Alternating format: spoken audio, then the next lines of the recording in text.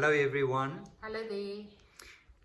From time to time, one comes across a phrase or a word or a passage, whether it's in a book that you're reading or a song that you hear or a phrase from a movie, and it just resonates with you, or not even necessarily resonates, but it stirs something, it hooks you. And that's usually a good indication to stay a little bit with that. And today we look at a passage from Julian of Norwich, the medieval anchoress, from her book Showings. And this passage on our meditation app, it's strange, you had it for a long time, and independently from you, I now have it on my app as well as the introductory prayer, is this passage, and it really resonates. It really invites us to go deeper. Yeah. But maybe something about Julian herself? I think Julian is such an interesting figure because she had such a huge influence and still have, and I think even maybe more nowadays, on the religion of her time and now. She lived in the 14th century and she became an anchorette, and she lived for decades at the Church of Norwich, in this little cell attached to that church. And she had a near-death experience when she was around 30 years old, and she had a couple of visions that for the rest of her life actually fueled her writing and fueled her meditations. And she was she wrote about them, and that's what we now have, is those writings about the showings, as she called it. And I think what for me is so amazing is that she was a woman in the first instance, and that she was one of the first woman that wrote in Middle English. And what else is there that's so interesting? And the issues that she touches upon, it's actually revolutionary. It is, and an image of God. Even now, it's like she was ahead of her time, but I feel she's still ahead of time. It's still not the general God image that she portrays. She talks of God as mother, which for many Christians is really a foreign idea. So, and this passage specifically is really one that I cannot say I have it completely down pat. It's still working on me. It's still something that I sort of, I know the feeling that it gives me, but I think read it and then we can talk about it. Just before I read it, so when you say you don't have it down pat, you haven't tied it up in a little parcel, and despite the fact that you had it so long as your introductory prayer. Cognitively, it's eluding me. It's like there's a lot there, and there's a lot that I could take from it, and that really made me feel safe and all of that. But cognitively, it's like my mind is still chewing on it.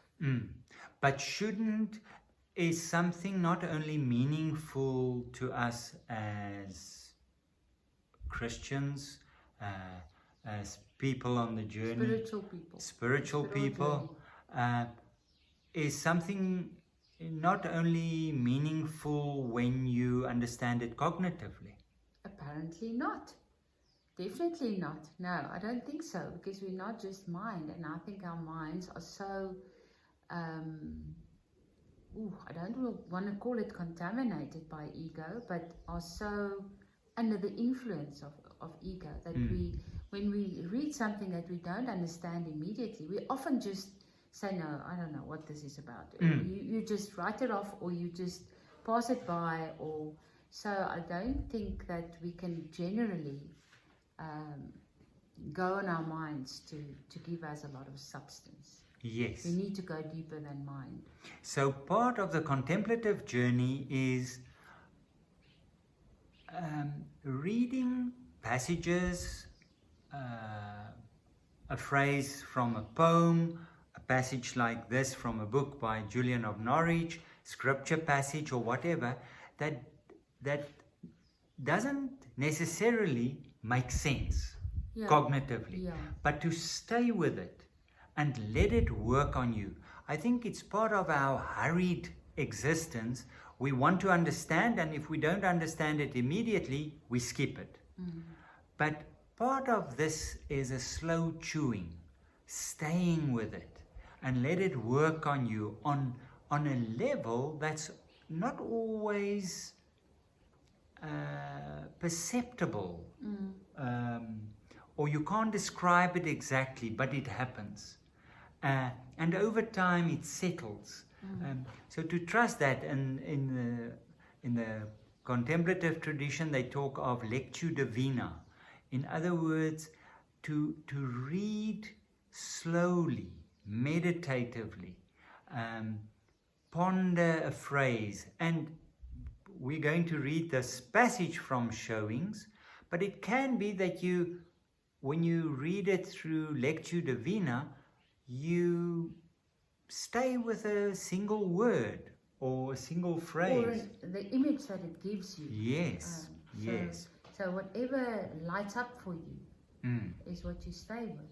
So often, not understanding something can be the most fruitful field for personal growth. The passage from Showings of Julian of Norwich. God is closer to us than our own soul, for He is the foundation on which our soul stands, and He is the means by which the substance and the sensuality together, which keeps the substance and the sensuality together, so that they will never separate. For our soul sits in God in true rest, and our soul stands in God in sure strength, and our soul is naturally rooted in God in endless love. That's a real mouthful. So when I was using it as my introductory prayer, I would just take one single little phrase, because it was just so much. So I would just use God is closer to us than our own soul, and just sit with that. But I would read it through, right through, and then I would say, okay, today this is what's lighting up for me, so I'm using this little bit. But the general feel, the impression almost. That I got from reading it was always one of a feeling of feeling very safe, feeling very connected, feeling very rooted. An image that came to me often was of a tree. So a tree rooted, like she says, our soul is naturally rooted in God in endless love. So this God, which is love, which is endless, and me being rooted, my soul being rooted in that. I cannot live without it. I cannot be alive without it. So and that sureness, that sure strength, that true rest. The image of a tree was always the one that gave me those impressions. A tree that's such a lot of things happening in a tree, but actually it's just sitting there. It's just being rooted. It's just there, and it's strong. So for me, that was a helpful image. But the feeling was one of being held. Even though my mind wanted to understand things. What does she mean? He is the means which keeps the substance and the sensuality together, so that it will never separate. I think that is one of the beautiful aspects of Julian's message, and it ties in so beautifully with the gospel message, and that is the unity of things. How God keeps things together. We tend to split things constantly, to create divides, us, them, body, soul, heaven, earth, God, man. And Julian comes and she says he keeps together. He's the substance, he's the glue, he's the binding material. She says God is closer to us than our own soul, for he is the foundation on which our soul stands. In other words, when we live from this experience of being rooted in God, being held by God, there can't be separation. There's this sense of unity, of being held, of being a complete system almost. Yes. A biosphere. And when she talks about sensuality, it's not sensuality in the modern sense of the word, but more in the medieval sense, where it talks about the groundedness, our senses experiencing things. So it's very, very earthy. And so she talks about God, which in our mind is a little bit otherworldly. And she ties it into earthiness. And Julian also uses the term wanting. And it's something that she started using. She started using wanting. And this is exactly what it is. Yes. This is almost a definition of wanting. Yes. That's beautiful. She coined the phrase wanting. So it's difficult to translate because it is, so how are we and God related? It's in a setting of wanting. One voice, univocity. There is no separation. And it is beautiful because on the one hand, it is an assuredness and a sense of safety. I stand and I'm rooted. It's also, it's with a certain dignity. Sure strength, true rest. I stand in God and I'm rooted in God. That is who I am. But it's not only strength, but it's also rest. So I don't have to constantly prove myself and do things to convince myself that this. Sometimes I can rest. Reading or meditating on this, it also brings me back to the Enneagram, where when we get to essence, nothing to prove, nothing to project, nothing to protect, rooted in love, standing on God.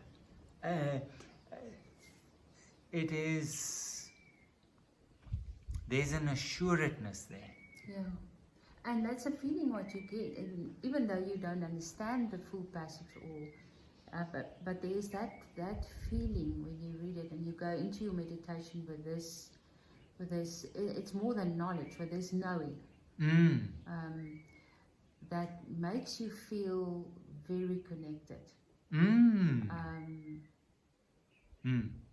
And it is so beautiful because it is this very close relationship, which brings us back to something that we touched on previous occasions and that you discover when you're busy with the Enneagram. When you're busy with yourself, when you're busy with the inner journey, and you you discover your soul and you discover your essence, you get in touch with God. It is... And then, on the other hand, when we on this journey and we get to know God more intimately and more personally, before long we come back to ourselves again and we start discovering ourselves also. So the two are inseparable. So any religious experience where God is foreign, Or distant, yeah. distant, and has to be brought in so that we can converse, it's actually... It's a foreign idea. It's a foreign idea. Yeah. Because again, it separates us Exactly. from God, which is not possible. Yeah. Because Julian constantly brings us back to this rootedness, standing firm. But we're going to post this passage on the blog, and if you want, stay with it and gently read it through, see what announces itself, and stay for it. Whether it's a week or a longer period, it might be very fruitful, also as an exercise in Lectio Divina. Thank you very much. Talk again next week. Have a lovely week, everyone. Goodbye. Bye-bye.